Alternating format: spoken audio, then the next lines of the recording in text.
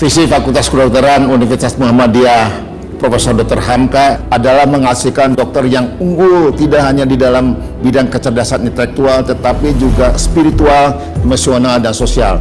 Mereka harus siap ditempatkan di layanan primer dan di kesehatan kerja. Tujuan dari proses pendidikan secara umum adalah melakukan proses pendidikan agar mereka menjadi profesional dan kompeten. Yang kedua, melakukan pendidikan dan penelitian yang berbasis bukti, kemudian mengembangkan kegiatan-kegiatan untuk kepentingan masyarakat, dan melakukan kerjasama bagi dalam dan di luar negeri, dan mengintegrasikan keislaman dan kemuhammadiyaan dalam setiap proses pendidikan, penelitian, dan pengembangan pengabdian kepada masyarakat.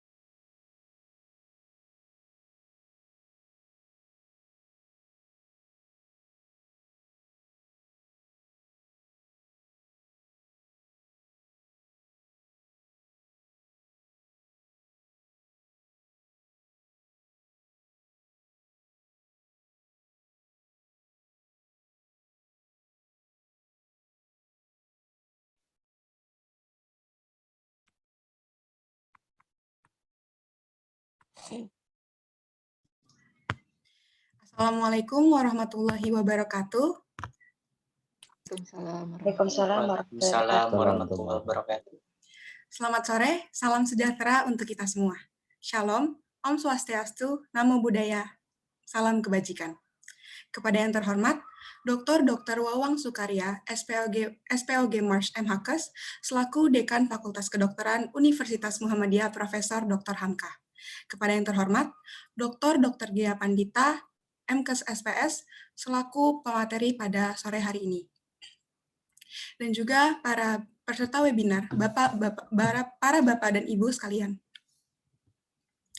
Alhamdulillah, puji syukur kita panjatkan atas kehadiran Allah Subhanahu wa Ta'ala, atas berkat rahmat dan hidayahnya kita dapat berkumpul dalam acara webinar pada sore hari ini.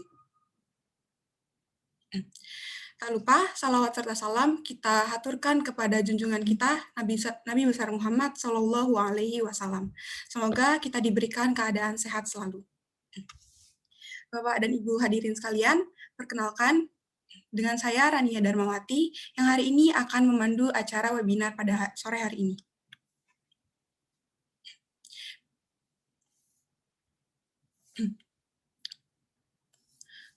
Berikut akan saya bacakan susunan acara webinar pada sore hari ini. Yang pertama-tama ada presentasi yang akan dibawakan oleh pemateri kita, yaitu Dr. Gia Pandita. Lalu setelahnya ada sesi tanya jawab, dan juga di akhir acara nanti akan ada untuk peserta paling aktif akan ada door prize yang menarik. Maka dari itu diharapkan kepada seluruh Bapak dan Ibu peserta hadirin sekalian untuk tetap berada dalam ruangan Zoom hingga acara ini berakhir.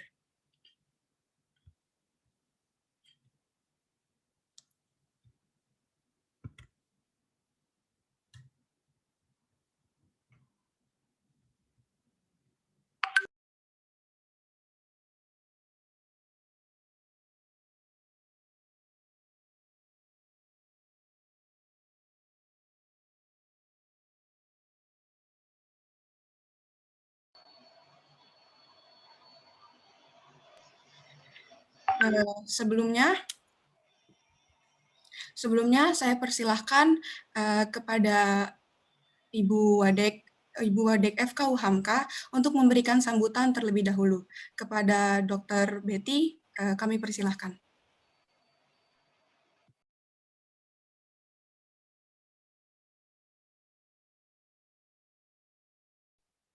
Baik, terima kasih Rania. Oke. Bapak Ibu sekalian, Assalamualaikum warahmatullahi wabarakatuh. Waalaikumsalam warahmatullahi wabarakatuh. Bismillahirrahmanirrahim. Alhamdulillahirrahmanirrahim. Kita semua dapat berkumpul di sore hari yang baik ini, di sore hari yang sangat cerah, dalam acara pengabdian masyarakat Fakultas Kedokteran UHAMKA, ya, dengan materi yang akan disajikan oleh Dr. Gia Pandita, spesialis saraf, mengenai persiapan kita untuk menuju usia senja, ya. Jadi lebih enak pakai usia senja daripada masa tua barangkali Bapak Ibu, ya. Terima kasih kami ucapkan Bapak Ibu yang sudah bergabung, ya. Kita akan mendengarkan materi yang sangat berguna buat kita. Jadi memang usia senja ini harus kita persiapkan dari sekarang, ya Bu, ya, dari awal, dari di titik manapun kita sekarang usia kita berada. Jadi memang usia senja ini tidak bisa tidak serta-merta kita raih, ya, dalam wujud kemandirian, kesehatan, kalau tidak kita persiapkan dari sekarang dari semua sisi, ya. Apalagi di masa pandemi sekarang ini yang serba sulit, ya. Jadi kita lebih concern kesehatan kita ke depannya. Nah, sekedar informasi saja, Fakultas Kedokteran UHAMKA ini berlokasi di Jalan Raden Patah, Karongserap, ya. sekitar 15 menit dari Bintaro sektor 9. Jadi kalau Bapak Ibu nanti kalau sudah pandemi sudah lewat ya, bisa jalan-jalan mampir ke Bintaro, ke Fakultas Kedokteran Hamka. Nah, yang perlu kita persiapkan tidak hanya fisik sebenarnya ya, tapi juga mental, karena pada usia senja itu terjadi kemunduran ya secara fisiologis, jadi kemunduran fungsi kognitif maupun fungsi berpikir kita, makanya dan itu menjadi tua itu pasti, tetapi menjadi renta itu bisa dicegah. Ya, nah, nanti kita akan dengarkan dari Dr. Ghea apa kiat-kiatnya menjaga kesehatan di usia senja supaya bisa sehat, mandiri, dan tidak menjadi beban pada keluarga. Mungkin itu saja dari saya. Selamat mendengarkan materi. Ya. Dan tadi ada door prize yang menarik gitu, jadi kita harapkan Bapak Ibu bisa sampai selesai mendengarkannya. Demikian dari saya, mohon maaf bila ada salah-salah kata. Selamat mengikuti seminar. Assalamualaikum warahmatullahi wabarakatuh. Waalaikumsalam warahmatullahi wabarakatuh. Baik, terima kasih kepada Dr. Betty yang telah memberikan sambutan sekaligus membuka acara webinar pada sore hari ini. Untuk acara selanjutnya, yaitu pemaparan materi yang akan diberikan oleh Dr. Ghea. Sebelumnya, saya akan membacakan CV dari pemateri terlebih dahulu.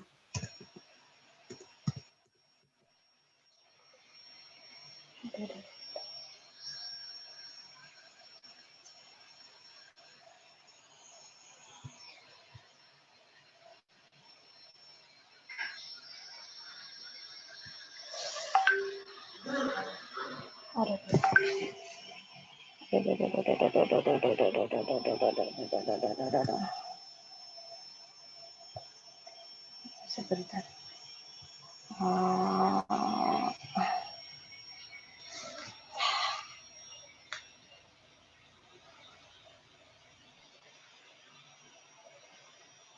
Baik, nama lengkap Dr. Ghea Pandita S. MKes SPS. Tempat tanggal lahir Kolaka 17 April 1976.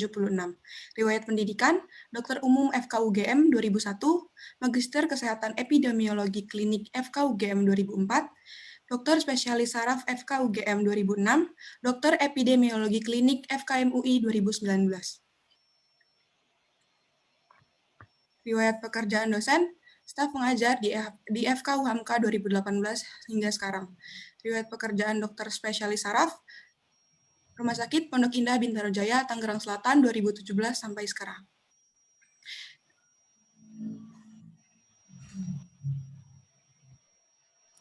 Baik, kepada Dr. Ghea, waktu dan tempat kami persilahkan.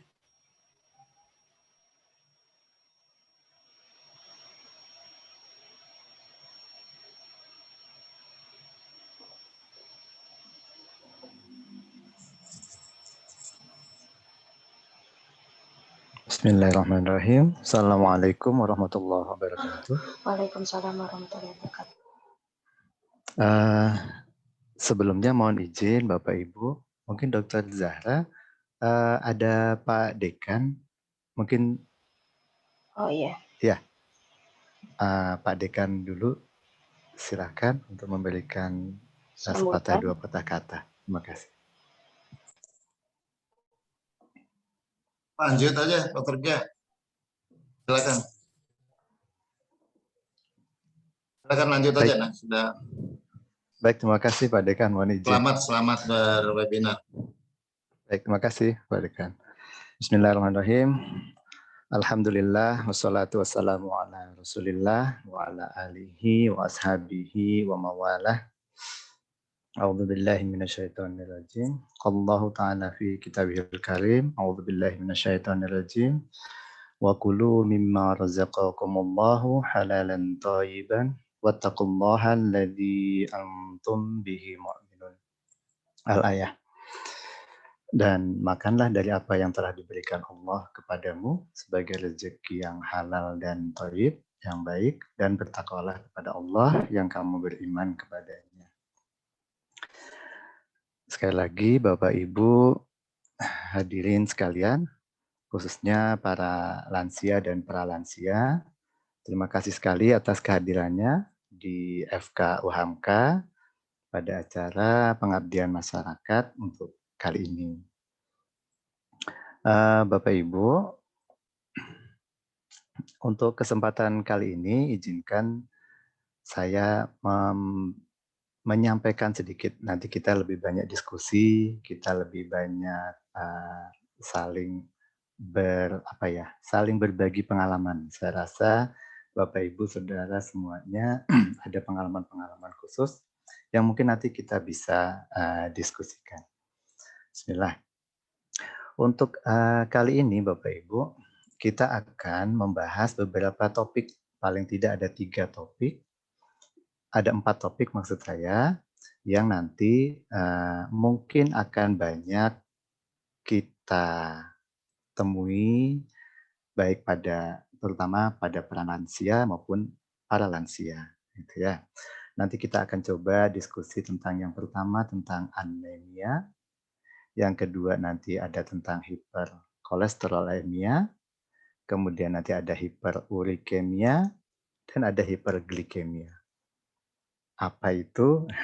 Nanti kita pelan-pelan nanti kita akan coba bahas. Jadi Bapak Ibu, sebelumnya begini, kalau kita membahas penyakit, sederhananya kita bisa bagi 2 Bapak Ibu. Ada yang penyakit menular dan ada penyakit tidak menular. Kalau penyakit menular itu contohnya penyakit-penyakit infeksi, biasanya cara pengelolaannya, pencegahannya lebih ke masalah sanitasi lingkungan dan higienitas diri, gitu ya. Nah, pada kesempatan kali ini kita akan membahas penyakit tidak menular. Kalau penyakit tidak menular, sebagian besar pencegahannya ada 2, yaitu faktor makanan dan faktor gaya hidup.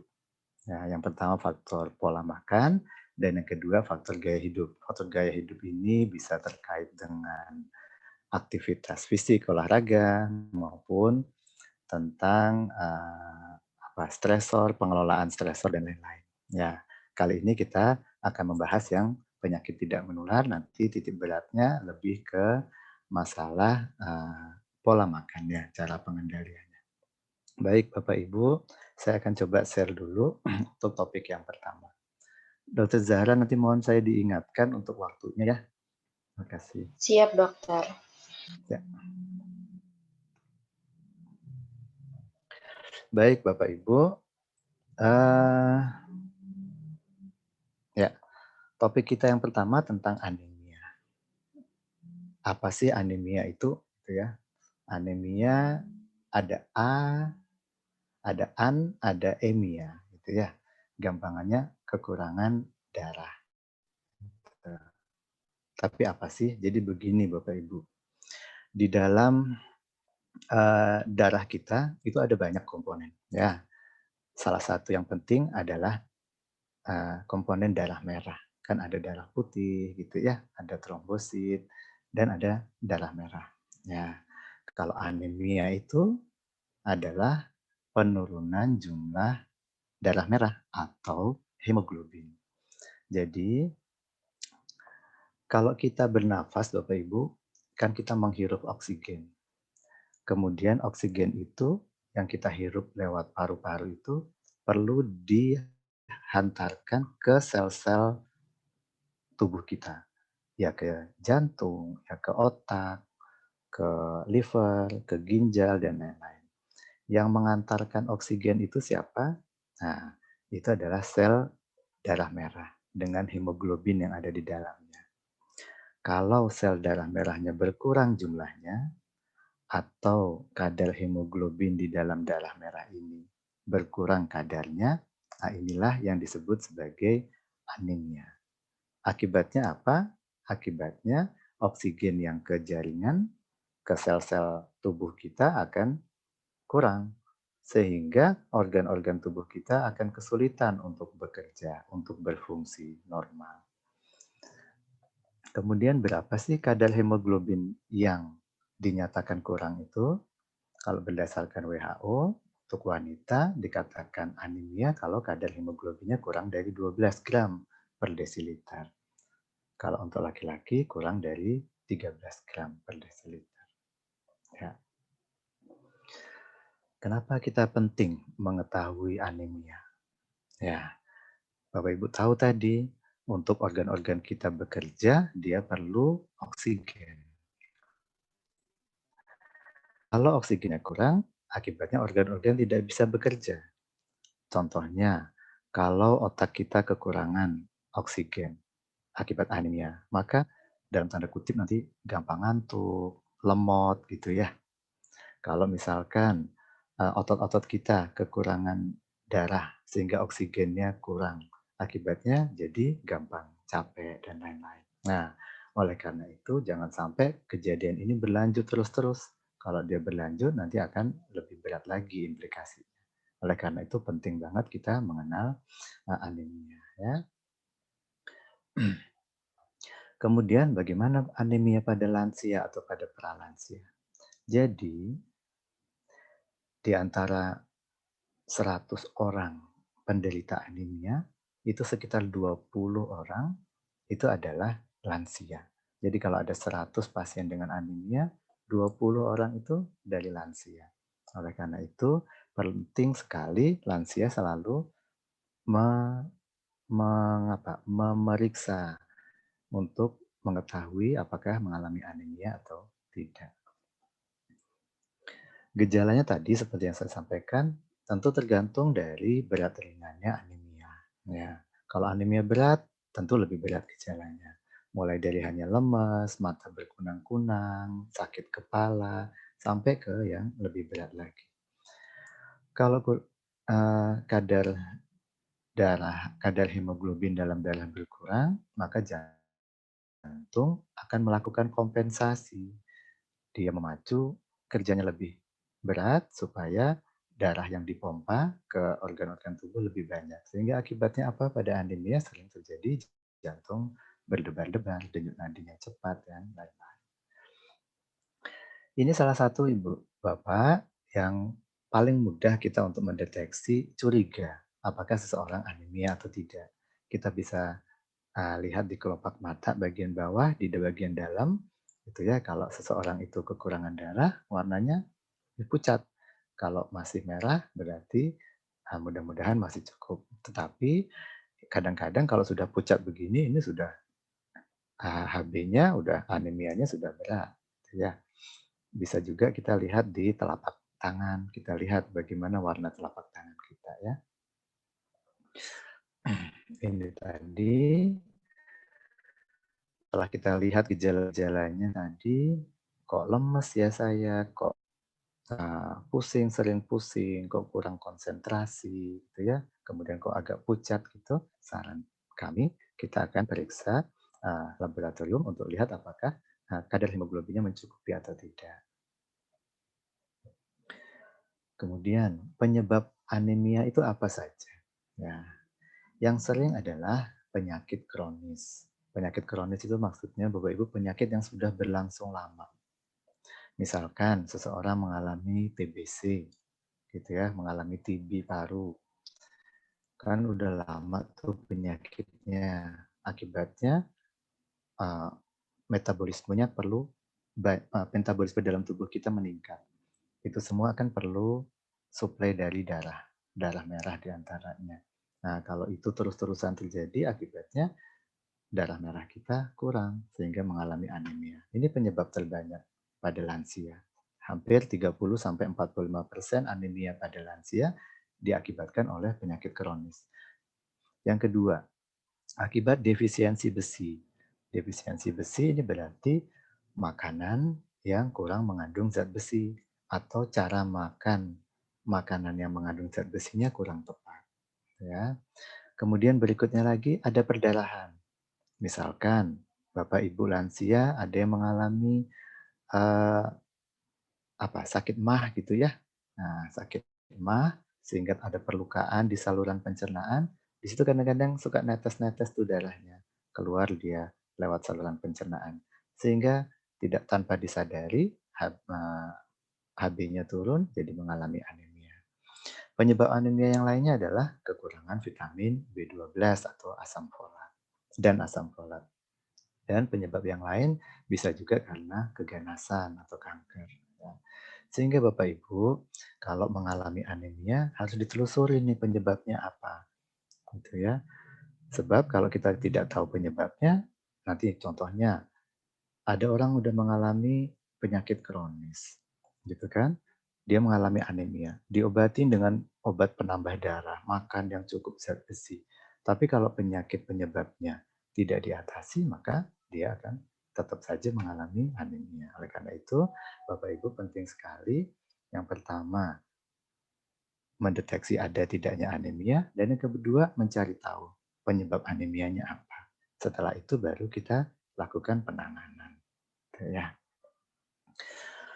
Kalau anemianya bahayanya apa kalau tidak terdeteksi, kalau sampai lama gitu ya. Nah, kalau sampai lama tadi organ-organ tidak dapat berfungsi dengan baik sehingga bisa mengakibatkan kegagalan organ. Ya. Terus yang bisa dilakukan apa? Nah, tadi seperti yang saya sebutkan di awal, untuk kali ini kita akan lebih pendekatannya ke masalah makanan dan gaya hidup. Salah satu yang paling penting untuk mencegah anemia adalah pola konsumsi makanan yang sehat, yang mengandung banyak zat besi. Ada beberapa banyak bahan makanan yang mengandung zat besi, bisa dari daging, sayur-sayuran yang berwarna, gitu ya. Nah, telur, makanan laut dan lain-lain. Ya, itu adalah beberapa zat-zat makanan yang mengandung tinggi zat besi untuk mencegah anemia. Selain itu, diperhatikan juga, kadang-kadang kita sudah makan zat besinya sudah cukup, tetapi penyerapannya di dalam saluran pencernaan kita kurang bagus. Salah satunya caranya supaya membaguskan penyerapan dengan mengkonsumsi vitamin C. Kemudian kurangi konsumsi teh dan kopi. Karena kalau kita banyak minum teh, banyak minum kopi, penyerapan zat besinya, jadi meskipun zat besi yang kita makan cukup, tapi kita banyak teh dan kopi, penyerapannya terganggu, sama aja zat besinya nggak bisa terserap. Gitu ya. Kalau diperlukan, nanti kita bisa periksa, kita bisa minum suplemen-suplemen zat besi. Dan yang penting, tadi coba diperhatikan, ada tidak gejala-gejala anemia. Kalau ada, sebaiknya diperiksakan ke laboratorium untuk mengetahui bagaimana kadar hemoglobinnya. Oke, mungkin bisa setiap tahun atau 6 bulan atau sesuai dengan keluhannya. Oke, Bapak Ibu, saya rasa untuk yang pertama kita cukup. Kemudian kita lanjutkan ke topik yang kedua. Kita akan coba bahas tentang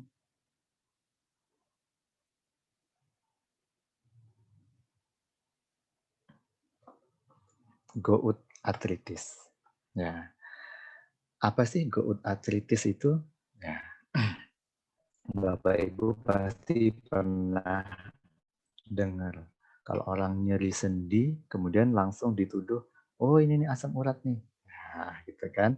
Nah, jadi itu adalah salah satu dari gejala gout arthritis. Meskipun tidak semua nyeri sendi adalah penyebabnya adalah asam urat, tapi nyeri sendi merupakan salah satu gejala dari peningkatan asam urat. Ya. Oke. Kalau tadi kita bahas anemia, kekurangan darah. Kalau sekarang kita bahas tentang hiperurikemia, yaitu kadar urat yang tinggi di dalam darah. Jadi begini Bapak Ibu, Eh, Kalau Bapak Ibu makan makanan yang banyak mengandung zat yang namanya purin, kemudian makan zat purinnya itu berlebihan, maka dia akan berada di dalam darah. Kalau fungsi ginjal tidak dapat membuang zat purin tadi ke dalam urin, maka purin ini akan numpuk banyak di dalam darah, dalam bentuk asam urat. Karena banyaknya dia di dalam darah, kemudian dia akan diendapkan dalam bentuk kristal. Diendapkannya di mana? Di sendi-sendi. Gitu ya. Karena dia mengendap di sendi-sendi, maka sendinya akan mengalami inflamasi atau peradangan. Inilah yang disebut sebagai artritis gout. Artritis itu apa? Artritis itu adalah radang sendi. Jadi kalau artritis gout itu apa? Radang sendi yang disebabkan oleh gout, yaitu penumpukan kristal-kristal asam urat. Ya. Jadi kesimpulannya kalau seseorang itu asam uratnya tinggi di dalam darah, kemungkinannya ada dua Bapak Ibu. Bisa karena makan zat yang mengandung purinnya terlalu banyak, atau ginjalnya yang fungsinya kurang bagus sehingga tidak dapat membuang. Atau dua-duanya, ya makannya berlebihan bahan yang mengandung purin, ya ginjalnya yang kurang bagus sehingga tidak dapat membuang asam urat yang meningkat di dalam darah. Akibatnya apa? Kristal-kristal asam uratnya akan menempel atau menumpuk di sendi-sendi, mengakibatkan artritis gout. Terus berapa kadar asam urat yang normal? Ya, kalau untuk usia pralansia dan lansia, tapi ini Bapak Ibu, sama juga seperti anemia tadi, semua tergantung dari laboratoriumnya ya Bapak Ibu ya. Karena kadang-kadang alat-alat itu berbeda batas-batasnya gitu ya. Tapi sekitar segini. Jadi contohnya untuk asam urat kalau untuk wanita sekitar 2 sampai 8 mg per desiliter, kalau laki-laki 2 sampai 8,5 gitu ya. Tapi mungkin nanti ada beberapa laboratorium yang pakai angka yang berbeda sehingga kalau Bapak Ibu periksa laboratorium dilihat di rentang normalnya berapa tuh yang dipakai di laboratorium itu untuk mengetahui apakah kita asam uratnya normal atau meningkat. Gejalanya apa kalau kita mengalami gout artritis? Yang pertama, yang sering banget adalah nyerinya yang tiba-tiba pada sendi. Nyerinya ini khas ya, nyerinya ini khas. Khasnya apa Bapak Ibu? Biasanya kalau malamnya atau paginya atau siangnya Bapak Ibu makan makanan yang tinggi purin, maka kemudian paginya tuh gitu ya, kalau malamnya makan paginya tuh berasa nyeri pada sendi dan sendinya itu menjadi bengkak, kalau dipegang hangat gitu ya di sendinya itu. Kadang-kadang tampak kemerahan. Ingat-ingat aja kalau misalkan loh, oh iya tadi malam saya makan makanan yang mengandung purin banyak berlebihan, kok paginya ini sendi-sendinya nyeri, panas, bengkak, kemerahan. Hati-hati, jangan-jangan ini mengalami gout artritis. Sendinya apa yang terlibat? Terutama pada sendi-sendi ibu jari kaki, pergelangan kaki, lutut, siku, pergelangan tangan, dan jari-jari tangan. Nah, itu beberapa sendi yang sering terlibat pada kasus gout artritis. Nah, kemudian tadi kan sudah kita bahas penyebabnya apa. Yang pertama karena kita makan terlalu banyak makanan yang tinggi protein. Ditambah lagi kalau seseorang itu punya faktor genetik di mana sulit metabolisme purin. Apalagi faktor resikonya kalau dia kafein, konsumsi kafein. Kafein itu tidak hanya ada di kopi, tapi juga bisa di alkohol. Faktor risiko yang lain adalah obesitas, gangguan fungsi ginjal, dan usia di atas 40 tahun. Jadi kita harus siap-siap tadi seperti kata Bu Dekan, ya untuk para lansia yang usia 45 tahun ke atas nih, supaya tidak pada saat lansia tidak mengalami hal-hal ini, kita harus siapkan. Jangan memakan makanan yang tinggi protein berlebihan karena resikonya bisa mengalami gout artritis. Ya. Apa aja Bapak Ibu makanan yang mengandung tinggi protein? Untuk gampangnya beberapa dokter pernah membuat singkatan Bapak Ibu, disingkat pakai benjol. Kan kalau gout artritis itu kan bengkak tuh lututnya atau sendinya kan ada benjol, jadi ngapalinnya makanannya benjol, BENJOL. Apa itu? B-nya itu bebek atau angsa gitu ya. Kemudian BE, E-nya itu emping melinjo. Kemudian N-nya itu ikan, ya, ikan asin, ikan sarden, itu dan makanan kalengan. N, ikan. BENJ, J-nya apa? Jeroan. Bisa otak, hati, ginjal, jantung. BENJ, kemudian O, gitu ya. O adalah alkohol atau makanan atau buah-buahan yang menghasilkan alkohol. Contohnya durian. Ya. Kemudian L adalah makanan laut atau seafood. Contohnya kerang, gitu ya, cumi. Nah, itu banyak mengandung purin. Jadi Bapak Ibu kalau habis kok ada gejala keluhan tadi, coba dicek jangan-jangan saya makan BENJOL-nya terlalu berlebihan, mengandung tinggi purin. Nah, oke. Sehingga cara mencegahnya apa? Dietnya yang kita atur. Hindari makanan dan minuman yang tinggi purin. Makanannya harus kalorinya jangan tinggi-tinggi. Jangan lupa aktivitas fisik dan olahraga secara teratur.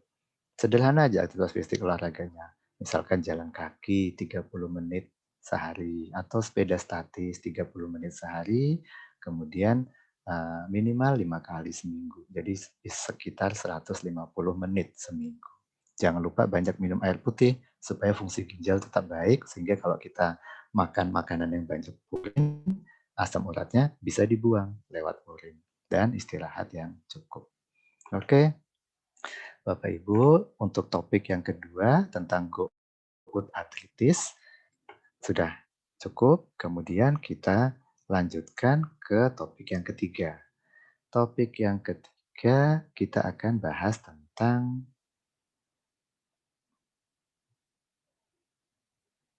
hiperkolesterolemia. Tadi kita udah bahas anemia, kurang darah. Kemudian hiperurikemia, ada asam urat yang tinggi di dalam darah yang mengakibatkan gout artritis.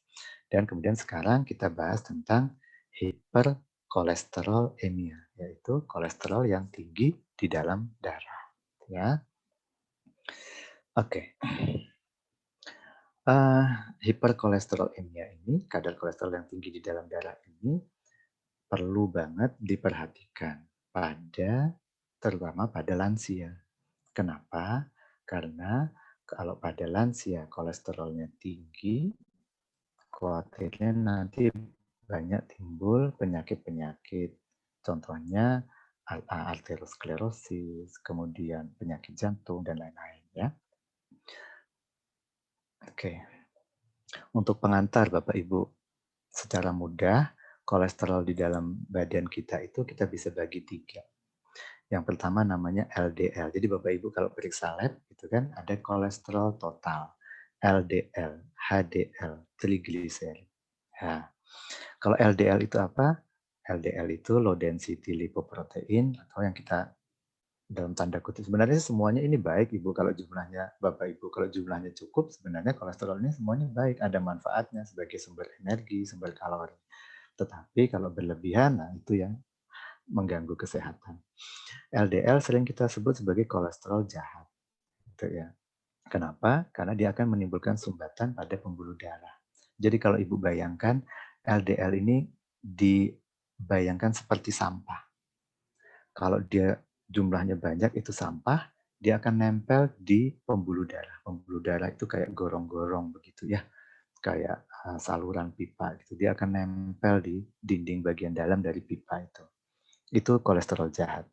Kemudian kalau HDL, high density lipoprotein, itu kolesterol baik.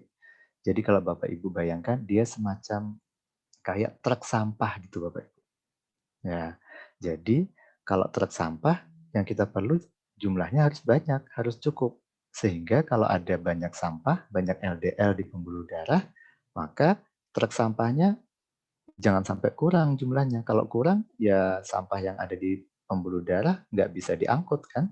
Nah, makanya kita perlu HDL yang tinggi supaya bisa mengangkut, truk-truk sampah ini bisa mengangkut sampah-sampah LDL tadi. Sampah ini akan diangkut kemana? Diangkut ke liver. Ya. Kemudian ada satu lagi. Satu lagi adalah trigliserid. Trigliserid ini agak unik Bapak Ibu. Ya, dia lemak, tetapi terbentuknya tidak hanya dari lemak, tapi dari karbohidrat dan gula. Kalau yang LDL, HDL itu dari lemak, kalau trigliserid sekitar 60% yang dia terbentuknya dari karbohidrat dan gula asalnya, dari hasil metabolisme itu. Jadi kalau Ibu makan terlalu banyak nasi, tepung, terlalu banyak gula itu tidak hanya mengakibatkan gula darah tinggi, tapi juga bisa meningkatkan kadar trigliserid. Oke. Jadi, seseorang dikatakan hiperkolesterolemia, penyebabnya apa saja? Yang pertama, bisa makanan yang berkadar lemak jenuh. Jadi Bapak Ibu, gampangannya bahan-bahan makanan itu kan, bahan-bahan makanan lemak itu kan ada lemak jenuh, ada lemak yang tidak jenuh. Gitu ya. Lemak yang tidak jenuh itu biasanya asalnya dari apa? Tumbuhan, dari ikan, laut gitu ya. Kalau makanan yang lemak jenuh itu biasanya dari daging. Nah, kalau kita banyak makan makanan itu, maka bisa terjadi hiperkolesterolemia. Tetapi Bapak Ibu, kadang-kadang kita juga bisa mengalami hipertrigliseridemia, trigliseridanya yang tinggi. Itu antara lain apabila ada ketambahan kita makan bahan-bahan yang mengandung karbohidrat yang tinggi dan gula yang tinggi. Kemudian kalau kita makannya nggak tinggi-tinggi banget gitu ya, cukupan gitu. Tetapi kita kurang olahraga. Akibatnya juga bisa hiperkolesterolemia karena kolesterolnya tidak dibakar, tidak dipakai untuk energi. Sehingga kolesterolnya jadi tinggi di dalam darah. Kemudian pada perokok, pada usia yang bertambah, kemudian pada obesitas itu juga resiko terjadi hiperkolesterolemia. Berapa kadarnya Bapak Ibu? Sama seperti yang tadi, semua tergantung dari laboratoriumnya masing-masing. Ini untuk panduan saja. Dikatakan baik kalau untuk kolesterol total kurang dari 200, LDL kurang dari 130, HDL lebih dari 60, dan trigliserid kurang dari 150. Itu yang baik. Ya. Kalau trigliseridnya tinggi di atas 150, apalagi di atas 200, LDL-nya rendah kurang dari 40, kurang dari 60, apalagi kurang dari 40, LDL-nya tinggi, kolesterolnya tinggi, hati-hati. Ini bisa menimbulkan komplikasi yang bermacam-macam, di antaranya penyakit jantung dan stroke. Pencegahannya bagaimana? Tentu yang pertama pola makan kita perbaiki ya. Makanannya jangan terlalu banyak digoreng. Makanannya banyak direbus, dikukus atau dipanggang. Kemudian lebih banyak makan ikan, bukan seafood ya Bapak Ibu ya, bukan seafood yang kerang gitu, cumi gitu ya, tapi ikan laut gitu ya, ikan. Ayam tanpa kulit, daging sapi tanpa lemak gitu ya. Itu bagus. Ya. Kemudian tadi ini, kurangi bahan-bahan camilan yang berbahan tepung. Banyak konsumsi sayur dan buah. Ya. Kemudian bagaimana salah satu cara untuk mengetahui istilahnya obesitas sentral atau kegemukan yang sentral yang biasanya tinggi kolesterol, mengalami dislipidemia. Bapak Ibu bisa ukur lingkar perutnya. Kalau untuk wanita, normalnya lingkar perutnya kurang dari 80 cm. Untuk pria, normalnya kurang dari 90 cm. Kemudian Bapak Ibu bisa aktivitas olahraga teratur 3 kali seminggu, berhenti merokok bagi yang merokok. Oke, Bapak Ibu semua, topik yang terakhir sebelum kita diskusi yaitu tentang hiperglikemia. Ya. Tinggal 5 menit lagi ya, Dok. Oh iya, ya, baik.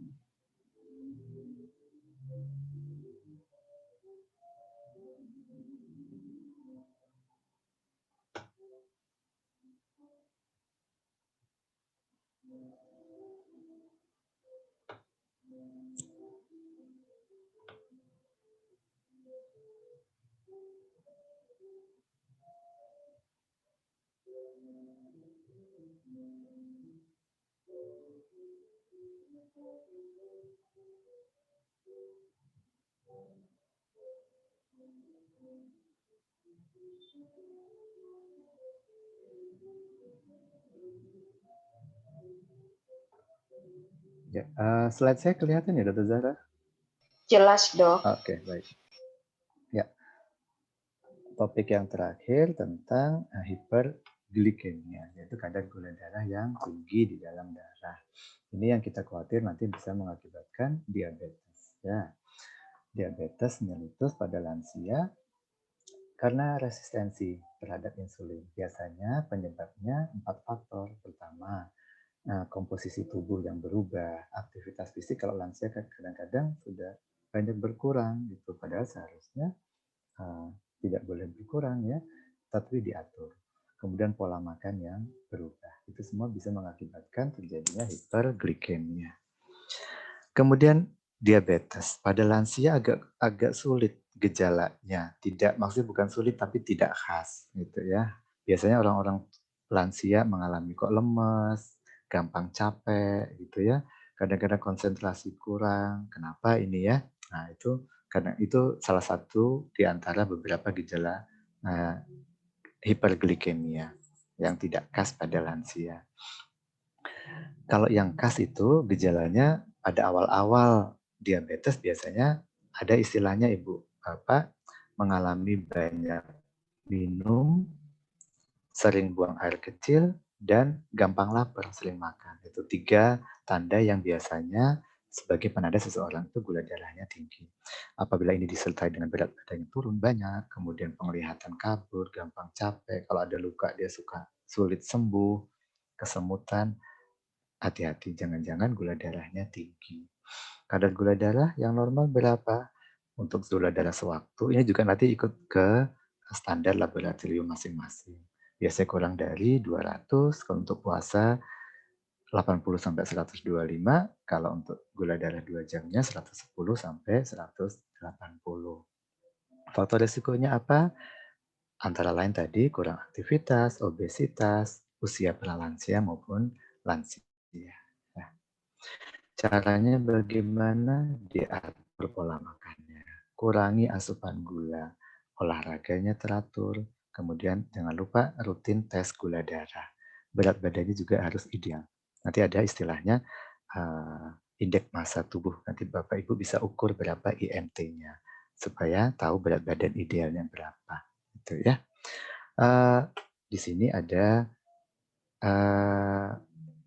pola makan yang sehat. Ini yang paling penting di samping olahraga yang teratur dalam mengendalikan kadar gula darah di dalam tubuh. Nanti kita akan diskusi bagaimana atau jenis-jenis makanan apa yang sehat. Apakah semua makan sayur-sayuran, buah-buahan itu semuanya bisa baik untuk kita mengurangi gula darah? Nanti akan kita bahas pada saat diskusi. Saya rasa itu pemaparan dari saya. Terima kasih atas perhatiannya. Mohon maaf atas kurang-kurangnya. Sebentar. Ya, saya rasa begitu. Saya serahkan kembali ke moderator. Nasrullah wa fathun karim wa basyiril mu'minin. Billahi taufiq wal hidayah. Assalamualaikum warahmatullahi wabarakatuh. Terima kasih. Waalaikumsalam warahmatullahi wabarakatuh.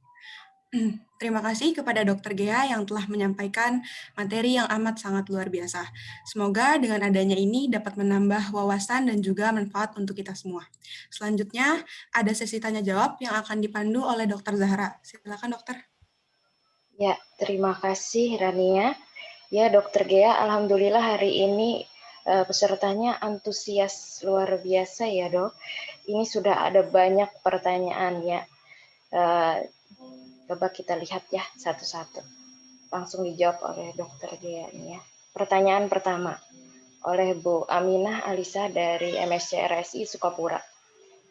Assalamualaikum, mau tanya dok, bagaimana menjaga kesehatan lansia sejak dini agar jadi lansia sehat dan bagaimana menjaga kesehatan lansia di masa pandemi dan apa saja tips-tipsnya agar lansia sehat dan bugar di usia lanjut. Nah ini nih, di masa pandemi ini ya dok ya, memang selain yang muda, yang lansia juga harus benar-benar aware sekali gitu ya dok ya. Jadi gimana nih dok? Ya, oke. Baik, makasih Dr. Zahra. Makasih Ibu Aminah ya. Tadi tidak terbaca. Iya dok.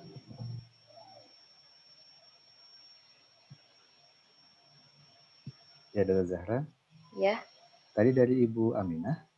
Ya betul dok, dari Ibu Aminah dari Sukapura.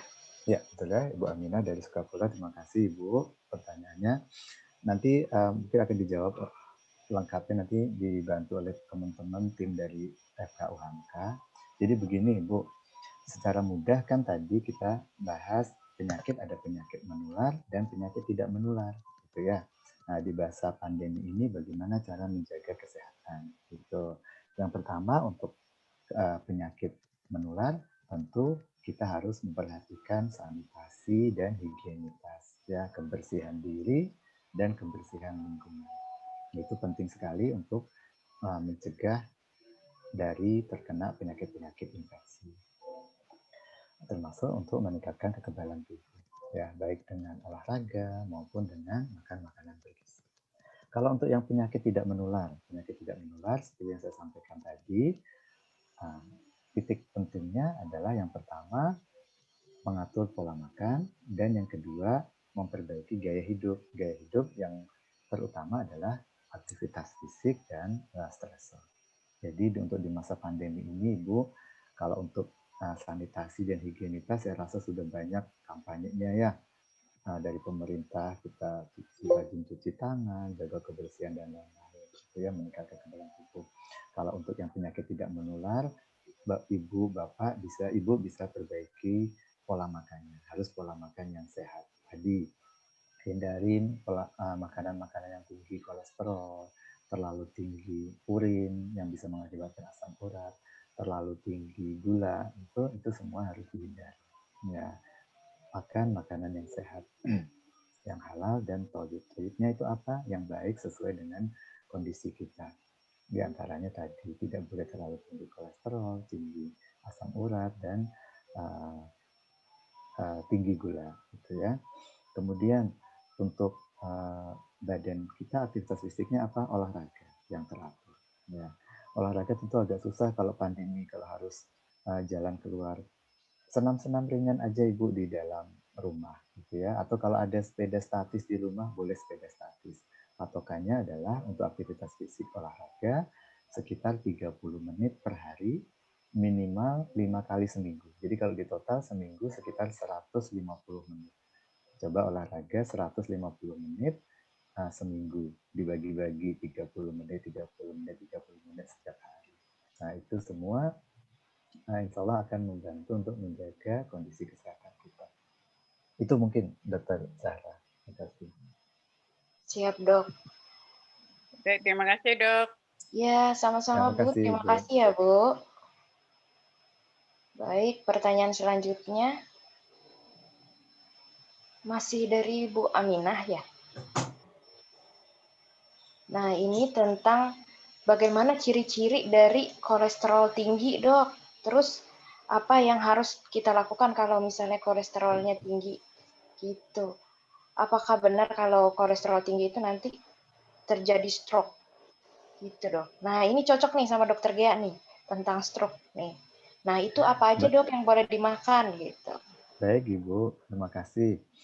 Jadi tadi Ibu, kalau kita makan kolesterol tinggi, resikonya apa? Resikonya kolesterolnya bisa numpuk di dinding pembuluh darah di bagian dalam. Akibatnya apa? Akibatnya aliran darah menjadi tidak lancar. Kalau tidak lancar, kalau ke otak bisa jadi stroke, kalau ke jantung bisa jadi penyakit jantung koroner, gitu ya. Nah, itu salah satu penyebabnya adalah tadi terlalu tingginya kadar kolesterol sehingga kolesterolnya itu menempel di pembuluh darah sehingga aliran darahnya menjadi tidak lancar. Kemudian apa yang bisa dilakukan? Tentu yang pertama kita harus mengatur pola makan, jangan tinggi kolesterol. Apa saja makanan-makanannya? Tentu dihindarin makanan-makanan yang mengandung lemak jenuh.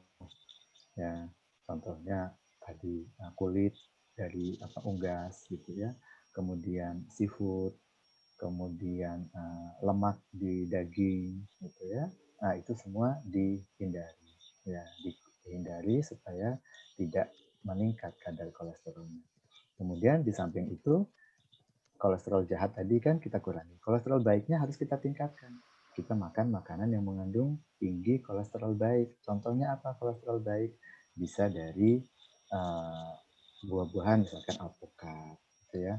Bisa dari ikan laut misalkan ikan tuna, gitu ya, ikan salmon. Nah itu kan banyak mengandung lemak yang baik sifatnya. Jadi lemak baiknya kita tingkatkan, lemak jahatnya kita hindari.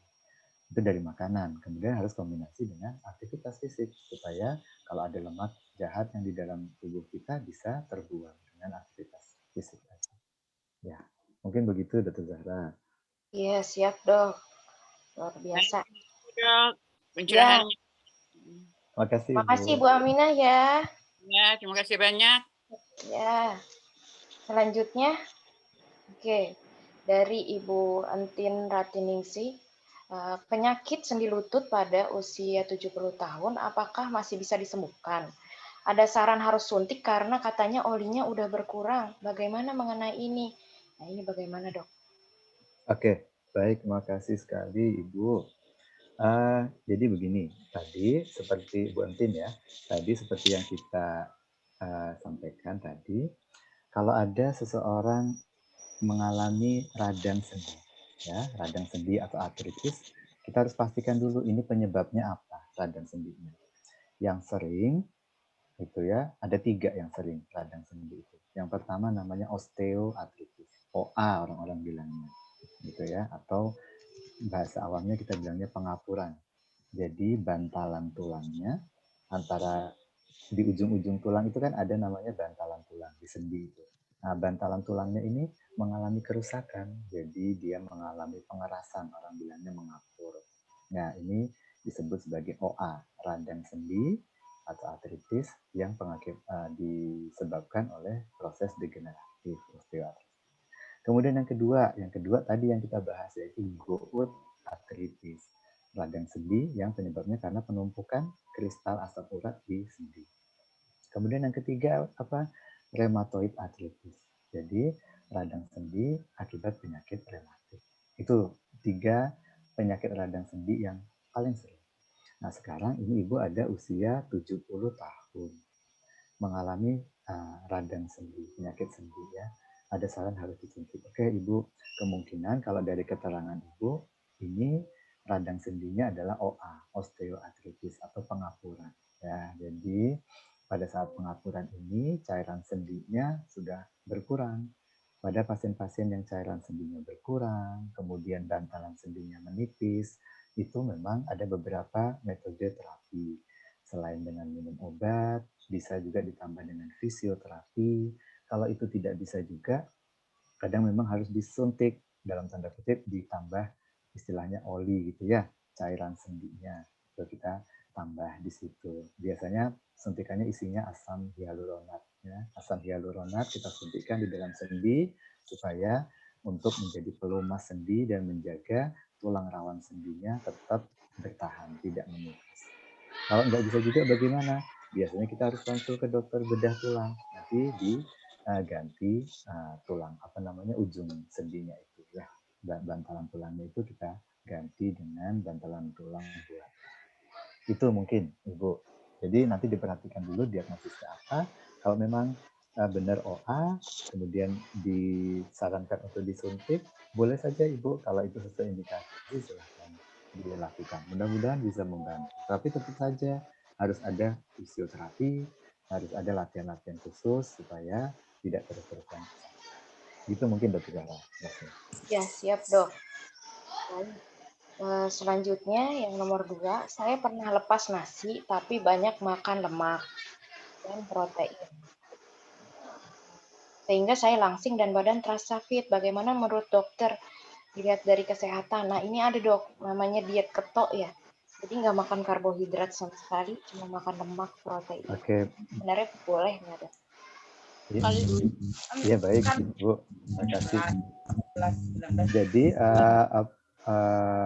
komposisi makanan kita tetap harus mengandung ketiga zat utama itu Bu, zat nutrisi utama. Jadi yang pertama harus ada karbohidratnya, harus ada proteinnya, harus ada lemaknya, gitu ya. Karena itu semua masing-masing punya peranan yang penting untuk metabolisme di tubuh kita. Jangan sampai salah satunya tidak ada. Yang perlu diperhatikan adalah komposisinya yang harus tepat, gitu ya. Berapa banyak karbohidrat yang harus dimakan, berapa banyak lemak, berapa banyak protein, itu yang penting. Gitu. Jangan sampai terlalu berlebihan. Kalau terlalu berlebihan tentu tidak akan seimbang metabolisme. Jadi tetap harus Ibu, tetap harus makan karbohidrat. Dan karbohidrat kan tidak hanya dari nasi Ibu, ya bisa dari kentang, bisa dari jagung, gitu ya, dan bahan-bahan karbohidrat yang lain. Jadi misalkan Ibu tidak pakai nasi, tapi ada makan roti, gitu ya, kemudian gandum, gitu, atau jagung, kentang, itu kan juga karbohidrat. Boleh saja, tidak harus nasi. Karena di daerah timur, di Indonesia Timur juga zaman dulu tidak banyak makan nasi, gitu ya. Ada yang pakai sagu, ada yang pakai jagung, tapi itu semua karbohidrat. Yang penting karbohidrat, protein, dan lemak harus tetap ada dengan proporsi yang sesuai. Begitu mungkin. Terima kasih. Ya, terima kasih dokter. Sama-sama Ibu. Sama Bu, terima kasih Bu. Selanjutnya, nih ada pertanyaan dari Aliyah nih. Izin bertanya dok, apakah terdapat makanan yang dapat menjadi faktor anemia? Nah ini, katanya kalau makan ini malah jadi anemia. Ada tidak dok? Begitu, terima kasih dok. Oke, baik, makasih Alia. Jadi begini, tadi antara lain kan kalau untuk anemia kan kita perlu zat besi ya. Nah, zat besi sebagai salah satu materi untuk membuat sel darah, membuat ya sel darah dan komponennya termasuk hemoglobin. Kemudian, apakah ada makanan yang bikin anemia? Ada, bukan bikin anemia tapi mengganggu absorpsi zat besi. Jadi misalkan kalau kita banyak minum kopi, minum teh gitu ya. Jadi meskipun kita makan zat yang mengandung banyak zat besi, tetapi kalau kita minum alkohol, minum kopi berlebihan, minum teh berlebihan, akibatnya absorpsi atau penyerapan zat besinya terganggu, sehingga zat besinya tidak bisa masuk, tidak bisa diolah, akibatnya menjadi anemia. Nah itu di antara contoh-contohnya. Ada beberapa zat makanan. Mungkin gitu, Dr. Zahra. Ya, siap dok. Selanjutnya, wah ini lumayan panjang nih dari Ibu Endang. Izin bertanya dok, saya setiap pagi selalu minum kopi karena kalau tidak minum kopi kepala terasa pusing. Hari ini saya lakukan sejak remaja. Sudah mencoba untuk berusaha tidak minum kopi, tapi tetap tidak bisa dok. Apa beresiko dok kalau sudah lansia tetap minum kopi? Nah ini dok, apa dampaknya kalau minum kopi Baik. secara terus-menerus? Betul. Jadi begini Ibu, Bu Endang begini. Jadi ada memang fenomena namanya rebound fenomena. Jadi kalau orang sudah biasa minum kopi, kemudian dia mendadak berhenti minum kopi, maka salah satu gejala yang sering muncul adalah migrain atau nyeri kepala. Ya, karena sudah ketergantungan reseptor nyeri di kepala ketergantungan dengan zat kafein. Jadi begitu zat kafeinnya atau kopinya diberhentikan mendadak, maka malah menjadi sakit kepala. Gitu ya. Jadi kalau mau menghentikan kopi, jangan langsung mendadak Ibu. Tapi turunkan dosisnya sedikit-sedikit. Misalkan setiap hari tadinya berapa? 2 gelas gitu, turunkan pelan-pelan jadi 1,5 gelas. Kemudian turunkan lagi jadi 1 gelas, turunkan lagi setengah gelas gitu. Jadi jangan langsung mendadak. Kalau langsung mendadak, betul Ibu, bisa jadi sakit kepala. Kemudian bagus tidak kalau minum kopi terus? Kopi itu ada zat kafein. Antara lain yang tidak baiknya zat kafein itu, dia bisa mempengaruhi irama jantung. Zat kafein itu mengganggu irama jantung, menyebabkan istilah medisnya namanya aritmia. gangguan irama jantung. Nah, kepada lansia di mana fungsi organ sudah mulai berkurang, termasuk fungsi jantung, kalau irama jantungnya tidak teratur, ditambah zat kafein, kopi, nanti jadi tidak teratur irama jantungnya, akibatnya apa? Pompa darahnya tidak bagus, sehingga organ-organ kurang mendapatkan aliran darah dalam jumlah yang cukup. Jadi itu tidak baiknya kopi. Meskipun beberapa penelitian tetap ada yang ada manfaatnya kopi, tetapi jumlahnya sedikit. Gitu ya. Ada beberapa peneliti yang mengatakan bahwa jumlah minum kopi sekitar setengah sloki begitu setiap hari itu masih diizinkan, karena itu akan membantu konsentrasi, fungsi atensi di otak itu untuk minum kopi. Tetapi tentu kopinya dipilih kopi tertentu dan harus diperhatikan adakah gangguan-gangguan di dalam tubuh yang lain. Kalau ada penyakit jantung dan lain-lain tentu tidak boleh. Nah, itu mungkin Dr. Zahra. Terima kasih. Kopi tertentu maksudnya apa ya, Dok ya? Kopi yang jadi, bagaimana maksudnya? Betul Ibu. Jadi begini, kan kita tahu ada kopi itu ada Arabica gitu ya. Ada kopi yang kapal api. Ya, kapal api nama mereknya Ibu. Nama jenisnya. Jadi ada beberapa macam. Ya, betul. Ada beberapa jenis kopi. Kemudian ada yang campuran kan, Bu. Ada yang dicampur zat-zat. Nah, itu nanti harus diperhatikan. Ya, karena masing-masing efeknya berbeda.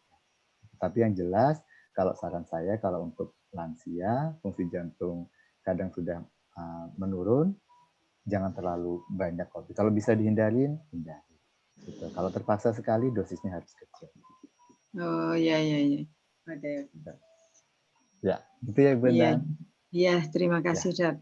Sama-sama Ibu. Siap. Oke. Ini ada 2 pertanyaan lagi. Tapi Ibu Mira mau tanya dulu ya, Ibu Mira ya?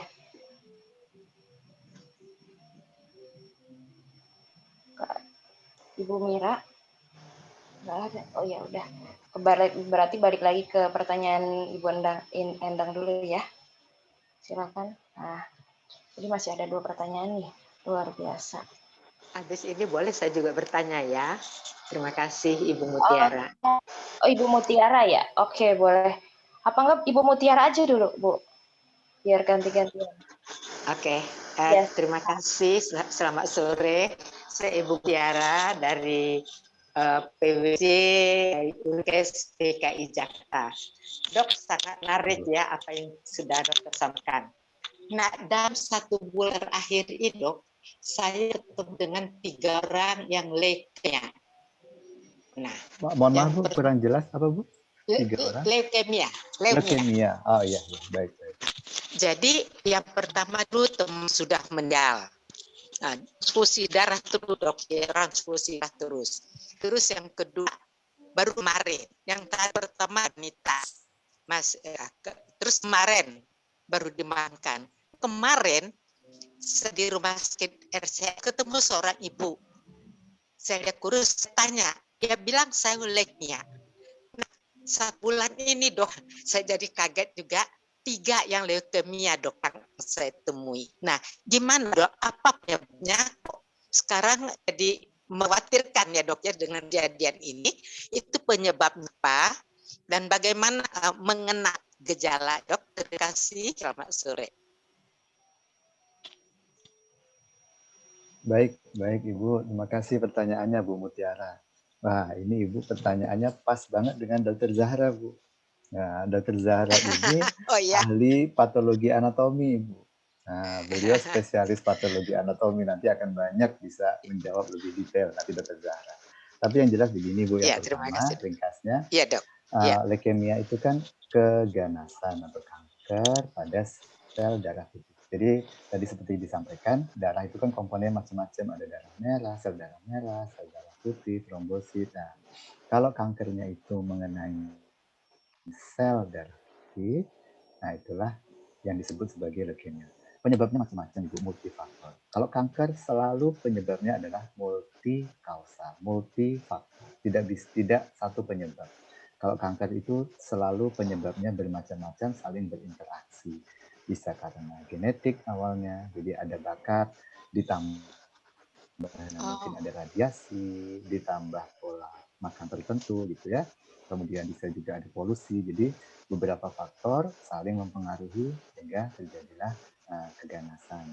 Contohnya keganasan pada sel darah putih yang disebut sebagai leukemia. Mungkin begitu Ibu. Jadi kalau mengenai penyebabnya itu banyak faktor. Kemudian mengenai prevalensinya atau jumlah kasusnya, kenapa kok kelihatannya meningkat? Kita harus pastikan dulu apa benar meningkat atau tidak. Karena kadang terlihat meningkat karena masyarakat sudah semakin perhatian, Bu. Jadi kalau ada gejala, kok gejalanya sering kekurangan darah, gitu kan ya. Kok sel darah putihnya misalkan berlebihan dan lain-lain, gitu, sering lama begitu, orang kan kemudian curiga, akhirnya periksa. Jadi ketahuan leukemia. Zaman dulu mungkin orang nggak gitu care. Makanya kelihatan sekarang, leukemia jadi kelihatan kayaknya banyak karena orang semakin memperhatikan. Bisa juga begitu, tapi bisa juga memang benar meningkat. Salah satunya tadi, mungkin ada polusi udara dan lain-lain yang saling berinteraksi mengakibatkan terjadinya peningkatan kasus-kasus keganasan. Mungkin saya cuma bisa jawab sedikit, Bu, nanti Dr. Zahra yang akan lengkapi. Silakan Dr. Zahra. Oh ya, terima kasih Dokter Gea. Jadi Bu, leukemia adalah suatu keganasan dari sel darah putih. Sel darah kita ada 3, ada sel darah merah, sel darah putih, sama keping darah ya.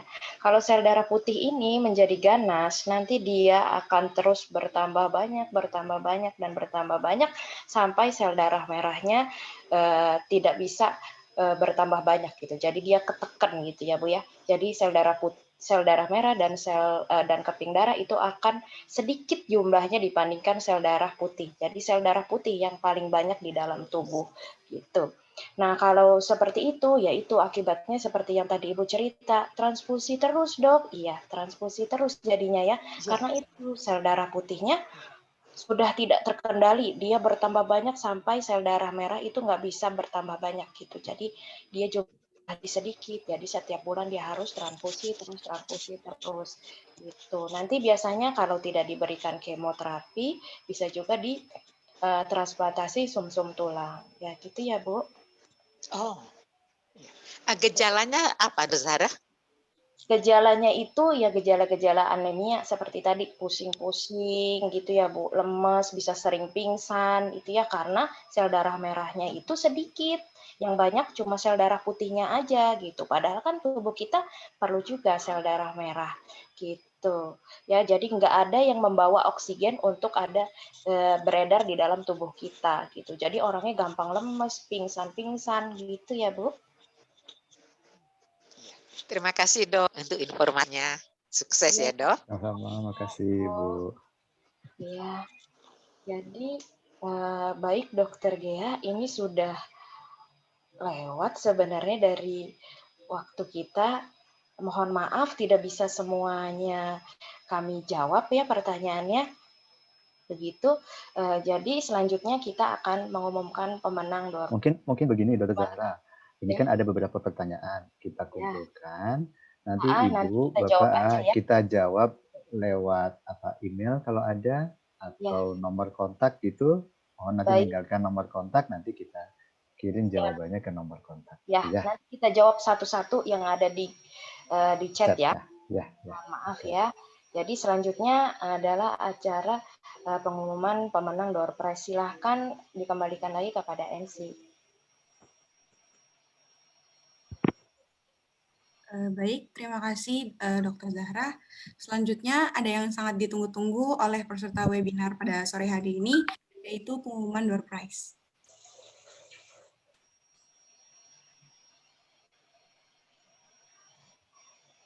Oh iya, jadi saya umumkan aja nama-namanya ya.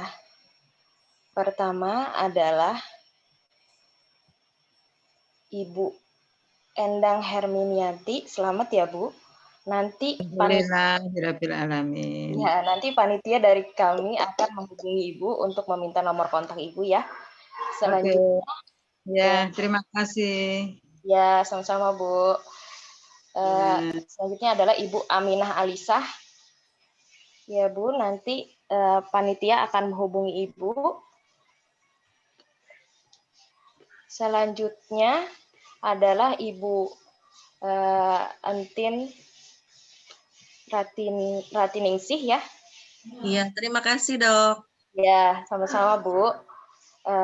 Selanjutnya yang keempat adalah Muhammad Reza Septiansah. Ya, nanti dari FEB ya, nanti akan dihubungi oleh panitia, diminta nomor kontaknya, dan yang terakhir adalah Aliyah Rashidah, ya, nanti akan dihubungi oleh panitia untuk mendapatkan door prize. Baik, sekian saya kembalikan kepada MC. Terima kasih Dr. Zahra. Alhamdulillahirrabbilalamin, tidak terasa kita berada di akhir acara webinar pada hari ini. Saya mewakili atas seluruh panitia webinar pada hari ini mohon maaf apabila ada salah kata dan perbuatan. Semoga kita dapat bertemu lagi dalam acara webinar selanjutnya dalam keadaan sehat walafiat. Akhir kata, wabillahi taufiq wal hidayah. Wassalamualaikum warahmatullahi wabarakatuh. Waalaikumsalam warahmatullahi wabarakatuh. Terima kasih Kak. Bapak Ibu semua. Terima kasih, izin live, dok. Terima kasih, silakan.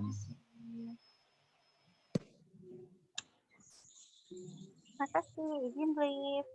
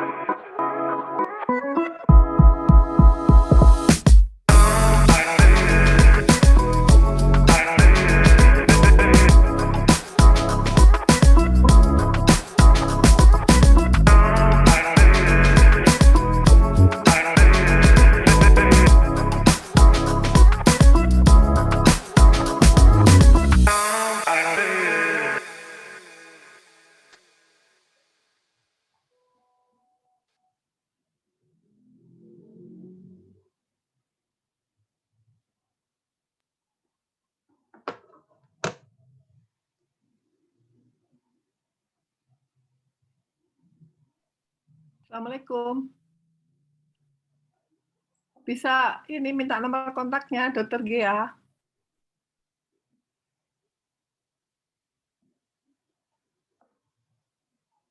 Halo. Waalaikumsalam, Tona. Ya, Dokter? Bu. Dokter kalau mau minta nomor telepon Dokter Gea boleh? Mau nanya itu ada hasil lab. Boleh. Silakan, Ibu. Berapa, Dok? Nanti saya link di ini ya, saya kirim di chat ya, Bu ya. Ya, Dok. Makasih Oke, banyak, Dok. sama-sama. Soalnya ada itu hasil lab yang mau ditanyakan, Dok. Baik, Ibu. Makasih banyak, Dok. Sama-sama, Ibu. Iya.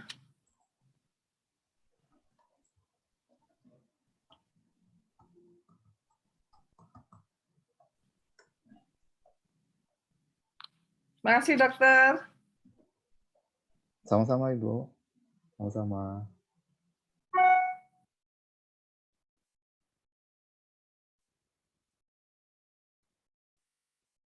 Nanti di WA ya, Dok. Saya Bu Titi dari FKIP, Dok. Baik, Bu. Silakan. Ya, makasih. Saya izin keluar ya, Dok. Silakan, Ibu. Bapak Ibu semua, terima kasih panitia. Assalamualaikum. Waalaikumsalam warahmatullahi. Bapak Ibu, saya boleh diberikan link materinya? Halo?